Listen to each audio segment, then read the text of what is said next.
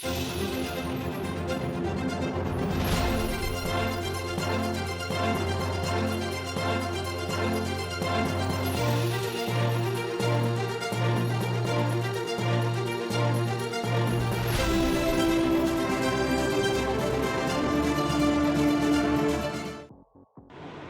അപ്പോൾ എല്ലാവർക്കും good morning. നമ്മുടെ ഇന്നത്തെ ഡെയിലി കളക്ഷൻ വീഡിയോയിലോട്ട് എല്ലാവർക്കും സ്വാഗതം. അപ്പോൾ ഇന്ന് മെയ് 7 ബുധനാഴ്ചയാണ്. അപ്പോൾ നമ്മൾ ഇന്ന് നോക്കാൻ പോകുന്നത് ഇന്നലത്തെ കളക്ഷനാണ്. അതായത് മെയ് 6 ചൊവ്വാഴ്ച കേരള ബോക്സ് ഓഫീസിലെ കളക്ഷനും അതുപോലെ തന്നെ മലയാള സിനിമകളുടെ ടോട്ടൽ വേൾഡ് വൈഡ് കളക്ഷനും. അപ്പോൾ നമുക്ക് കളക്ഷനിലോട്ട് പോവാം. ആദ്യം തന്നെ നമുക്ക് ലാലേട്ടൻ്റെ തുടരുമെന്ന് തന്നെ തുടങ്ങാം. തുടരും ഇപ്പോൾ ഇറങ്ങിയിട്ട് 13 ദിവസമായി. അപ്പോൾ നമ്മൾ നോക്കാൻ പോകുന്നത് ഡേ 12 കളക്ഷനാണ്. അതായത് ഇന്നലത്തെ കളക്ഷൻ ഡേ 12 ട്യൂസ്ഡേ കേരളത്തിൽ നിന്ന് വന്നിരിക്കുന്ന കളക്ഷൻ 4,65,00,000 രൂപയാണ്. കേരളത്തിൽ നിന്ന് മാത്രം ഇന്നലെ വന്ന കളക്ഷൻ. അത് വളരെ നല്ലൊരു ഹോൾഡാണ്. ഇപ്പം സെക്കൻഡ് വീക്കിലെ രണ്ടാമത്തെ വർക്കിംഗ് ഡേ ആയിട്ട് പോലും 4.5 കോടിക്ക് മുകളിൽ കളക്ഷൻ കിട്ടുക എന്ന് വെച്ചാൽ അതൊരു വലിയ കാര്യമാണ്. അപ്പോൾ എന്തായാലും കേരള ഇൻഡസ്ട്രി ഹിറ്റ് ആവുന്നുള്ള കാര്യത്തിൽ ഒരു സംശയം. ഇനി റെസ്റ്റ് ഓഫ് ഇന്ത്യയിലെ കളക്ഷൻ വരും നോക്കുവാണെങ്കിൽ ഇന്നലത്തെ ഏകദേശം 30 ലക്ഷത്തോളമാണ് ഇന്നലെ റെസ്റ്റ് ഓഫ് ഇന്ത്യയിൽ നിന്ന് കളക്ട് ചെയ്തിരിക്കുന്നത്. മെയിനായിട്ടും തമിഴ്നാട്ടിൽ നിന്നും കർണാടകയിൽ നിന്നുമാണ് കോൺട്രിബ്യൂഷൻ വന്നിരിക്കുന്നത്. അതിനുശേഷം ഓവർസീസിൻ്റെ യഥാർത്ഥത്തിലുള്ള ആക്യുറേറ്റ് ഡാറ്റ ഇതുവരെ വന്നിട്ടില്ല.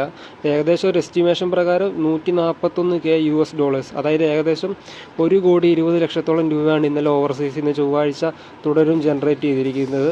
അങ്ങനെ ടോട്ടൽ മൊത്തത്തിൽ ഇന്നലെ ഡേ 12 12ാമത്തെ ദിവസം മാത്രം തുടരും വേൾഡ് വൈഡ് 6,15,00,000 രൂപയാണ് കളക്ട് ചെയ്തിരിക്കുന്നത്. അപ്പോൾ ഇതുവരെയുള്ള ടോട്ടൽ 12 ദിവസത്തെ വേൾഡ് വൈഡ് കളക്ഷൻ നോക്കുവാണെങ്കിൽ കേരള 76 കോടി രൂപയാണ് ടോട്ടൽ 12 ദിവസം കൊണ്ട് കളക്ട് ചെയ്തിരിക്കുന്നത്. Rest of India 15,60,00,000. ഓവർസീസ് ഏകദേശം 9.55 മില്യൺ, അതായത് ഏകദേശം 81,37,00,000 രൂപയാണ് ഓവർസീസിൽ നിന്നും കളക്ട് ചെയ്തിരിക്കുന്നത്. അങ്ങനെ എല്ലാം കൂടെ ചേർത്ത് ടോട്ടൽ വേൾഡ് വൈഡ് ഈ വെറും 12 ദിവസം കൊണ്ട് 172,97,00,000, അതായത് ഏകദേശം അറൗണ്ട് 173 കോടിയാണ് കളക്ട് ചെയ്തിരിക്കുന്നത്. അപ്പോൾ ഇന്നും കൊണ്ട് എന്തായാലും 2018 മറികടന്ന് ഏകദേശം 177-78 റേഞ്ചിലേക്ക് കളക്ഷൻ എത്തും. അപ്പോൾ ഓൾ ടൈം തേർഡ് ബിഗ്ഗസ്റ്റ് ഗ്രോസറായിട്ട് മാറും തുടരും. ഇനി അതിനുശേഷം ഇമ്പോർട്ടൻ്റ് ആയിട്ടുള്ളൊരു മൂവിയാണ് നമ്മുടെ ഖാലിദ് റഹ്മാൻ്റെയും നസ്ലിൻ്റെയും ആലപ്പുഴ ജിംഖാന. ഇപ്പോൾ സിനിമ ഇറങ്ങിയിട്ട് ഏകദേശം 1 മാസത്തോളം ആയിട്ടുണ്ട്. ഇപ്പോൾ 28ാമത്തെ ദിവസമാണിത്. നമ്മൾ നോക്കുന്നത് ഡേ 27 കളക്ഷനാണ്. അപ്പോൾ ഡേ 27 കേരള കളക്ഷൻ വന്നിരിക്കുന്നത് 9 ലക്ഷം രൂപയാണ്. ഇതിൻ്റെ തെലുങ്ക് വേർഷൻ ആന്ധ്രാപ്രദേശ് തെലുങ്കാനയിൽ ഓടുന്നുണ്ട്. അത് കഴിഞ്ഞ ആഴ്ച റിലീസ് ചെയ്തത്. അപ്പോൾ അതിൻ്റെ 12ാമത്തെ ദിവസമാണ്. അപ്പോൾ ആന്ധ്രാപ്രദേശ് തെലുങ്കാനയിലെ തെലുങ്ക് വേർഷൻ്റെ ഇന്നലത്തെ ഗ്രോസ് വന്നിരിക്കുന്നത് 7 ലക്ഷം രൂപയാണ്.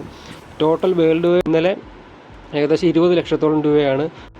അങ്ങനെ ആലപ്പുഴ ജിംഖാന ടോട്ടൽ 27 ദിവസം കൊണ്ട് വേൾഡ് വൈഡ് കളക്ഷൻ വന്നിരിക്കുന്നത് 69,83,00,000 രൂപയാണ്. അതായത് ഏകദേശം 70 കോടി ആയിട്ടുണ്ട്. ബ്ലോക്ക് ബസ്റ്ററാണ്.